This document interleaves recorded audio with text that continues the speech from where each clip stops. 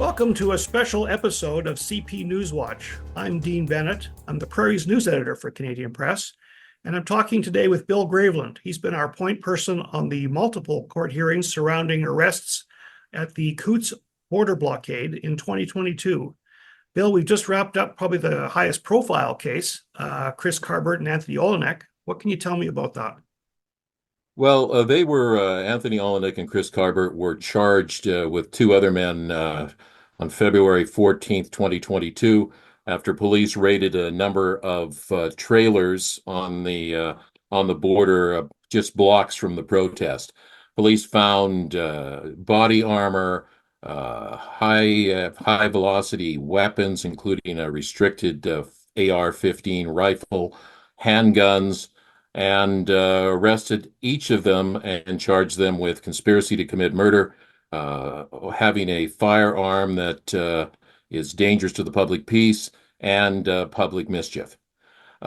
Just in early August, both Anthony Olienick and Chris Carbert were found guilty of the weapons charge and the mischief, not guilty of the charge of conspiring to kill police officers.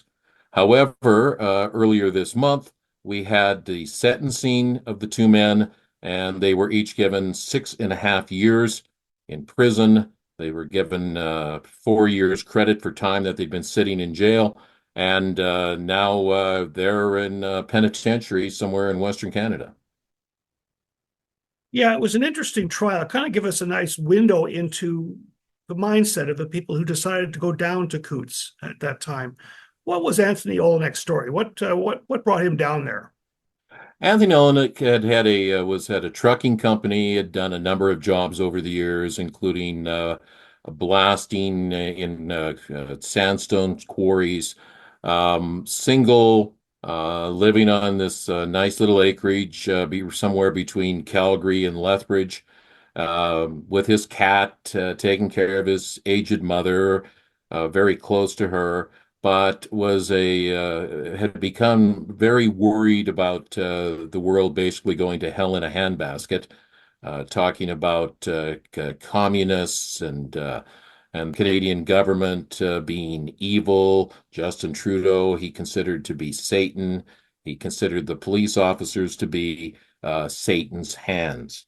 Now, these people decided they were going to do something to sort of show solidarity with the people in Ottawa.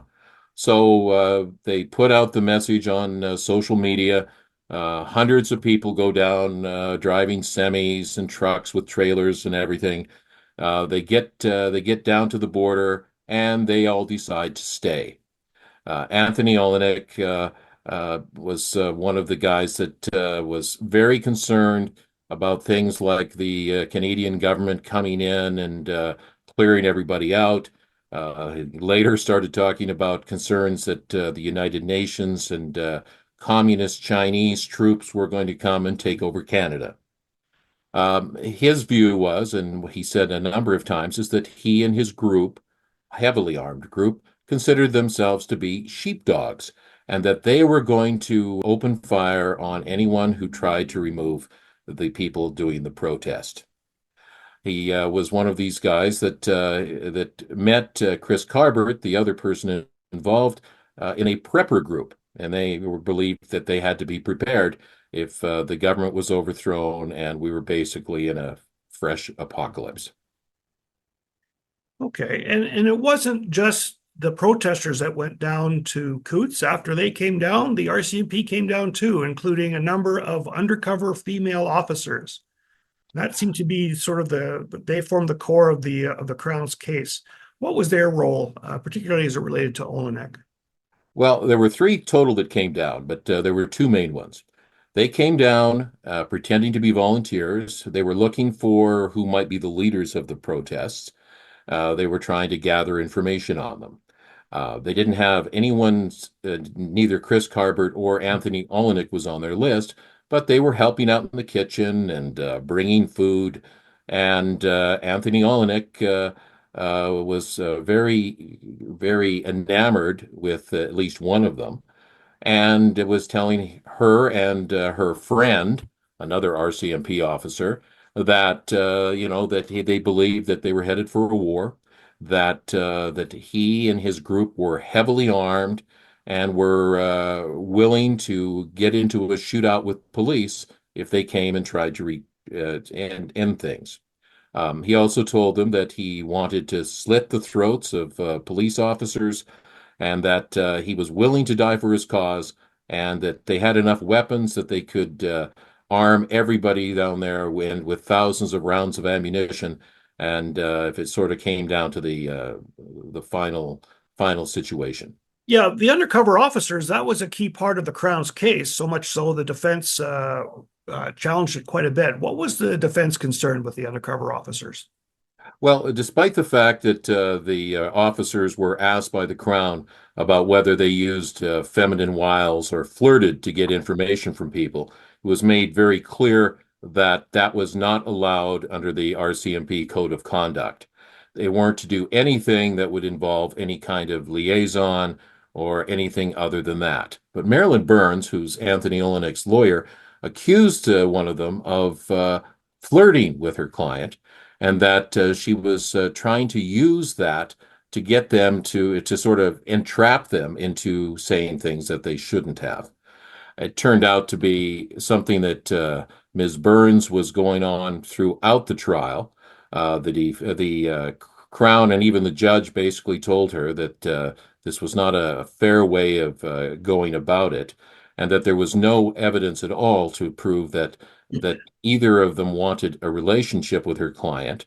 And she said that, well, he was just boasting, and his head was turned by a pretty face. And so that was sort of the main thing, and it was the information they received from Anthony Olienick that led them to eventually track down the cache of weapons. Right. Tell me about Chris Carbert, how he came to be down there and what the case was against him.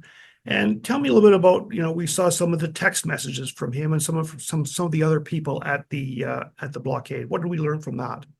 Well, Chris Carbert, another businessman, divorced, taking care of his young son. He told the court, he was the only one that actually testified before the jury, told the court that during the pandemic, he had sort of self-radicalized and started looking at all this conspiracy stuff that you see on the internet. And this is where a lot of the stuff about Chinese troops coming in, that the government was evil. They talked about wanting to string up Justin Trudeau and try him for treason. And he did a reasonably good job when he was trying to explain away things during the cross-examination with the Crown. But the thing is that he brought down a ton of weapons. He brought down a trailer where he and Anthony Olienick and a couple of other gentlemen were staying, and he also, even though he was prohibited from doing it, had an AR-15 assault rifle that he had bought. And his explanation that he had these guns was because he wanted to sight in the new rifle and the new scope, and was going to do some hunting.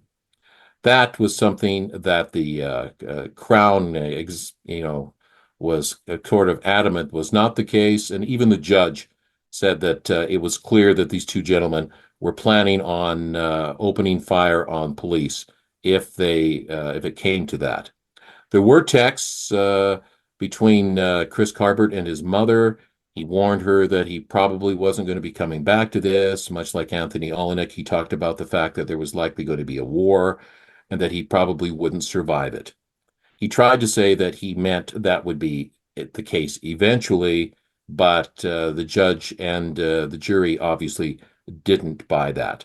They didn't believe, however, the jury, that there was an actual conspiracy where you need more than one person and they have to have an actual plan to conduct a crime.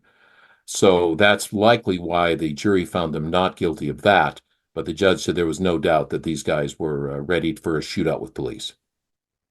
Remember at the time in 2022, it was a polarizing time. People were very upset over these vaccine mandates versus individual freedoms. Did you see echoes of that? Did that manifest itself at the trial?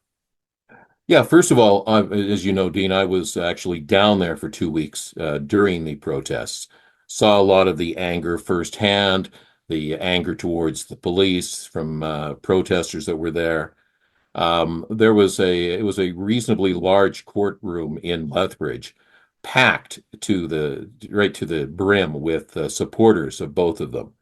When the trial started, well, actually, before the trial even, every court appearance by these gentlemen was packed. Jury selection, there was one guy that came in wearing a T-shirt with the pictures of all four of the accused of the conspiracy to commit murder. He waved and smiled at the two men when he came in. He was obviously not allowed to be a juror. So there was a lot of things along that line where I mean you could see the anger and the support for these gentlemen. There was a mistrial application because the second day of the trial, someone had done a chalk message where the jurors park, and it was basically free the Coutts boys. They'd been in jail too long, and the defense was concerned that this was going to be judged by the jury as that they were being intimidated by supporters of the two men. Judge denied it, and the trial finally began, but it went 9 weeks instead of 4, and that's what it was supposed to be. And even with if I can move to the sentencing phase, two others, as you mentioned, had been accused of conspiring to kill police, pled out, and they did time served. They're free now. These two, it's going to be 6.5 years. So for basically a mischief conviction and a firearms conviction. Surprising given the precedent that had been set with the other two. What message was the judge trying to send, or what did he send in his sentencing address? He said that the fact that these gentlemen were armed, I mean heavily armed, tons of ammunition, this was supposed to be a peaceful protest, and you don't bring firearms to a peaceful protest. And he said, peaceful protests are welcome in Canada. It's part of our rights. But he said the fact that anybody could have gotten caught in a shootout, could have been innocent protesters killed, police officers killed, that he wanted to make sure that the message was there that you don't do this in Canada. And he pointed out that there's very few precedents even close to this. The Crown was asking for 9 years for the two men. 10 was the maximum for the firearms offense, but he still sent a very strong message that you don't do that here. So what's next? I think we still have there's 3 more people convicted of mischief still before the courts. There are 3 more. First, I'd like to mention that both Carbert and Olienick are appealing the sentence and the convictions. And so that's going to be before the courts for some time. There are 3 other gentlemen that were convicted in April, Marco van Hugenbos, Alex van Herk, and George Jansen, who were convicted of a mischief over $5,000. They're going to have a date set for their sentencing. And like I say, this is going to be around for a long time. Thank you very much. I was speaking with Bill Graveland, the Canadian Press reporter who's been covering the Coutts trials in southern Alberta. Thanks for listening. Don't forget to follow and subscribe. For more of today's top stories, visit thecanadianpressnews.ca.